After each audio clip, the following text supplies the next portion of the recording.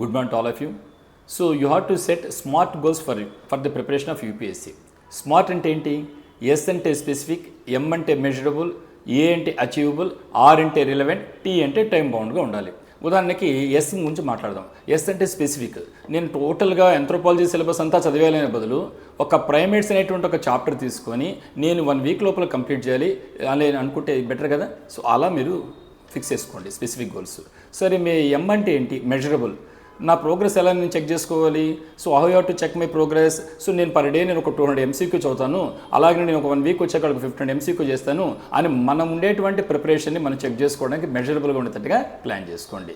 So next ఏ అంటే achievable. నేను పెద్ద గోల్ ఫిక్స్ చేసుకొని నేను 1 వీక్ అంతా టోటల్గా హిస్టరీ అంతా కంప్లీట్ చేయలేను కదా. సో నాకు ఉండేటువంటి అచీవబుల్గా అంటే నాకు రియలిస్టిక్ ఫ్రేమ్వర్క్ని తయారు చేసుకోవాలి. సో అలాగే రిలవెంట్, నాకుండే గోల్స్ అనేటువంటిది నా యూపీఎస్సీ ప్రిపరేషన్ స్ట్రాటజీని దాటుకుండా ఉండేటట్టు చూసుకోవాలి. చివరికి వచ్చేకాళ్ళకి టీ అంటే టైం బౌండ్. టైం బౌండ్ ఉంటే with in the dead lines మనం ఫిక్స్ చేసుకొని ఆ టైం లోపలే కంప్లీట్ చేసుకోవాలి. ఇలా స్మార్ట్ వర్క్తో వెళ్తే ఖచ్చితంగా సక్సెస్ మీదే అవుతుంది.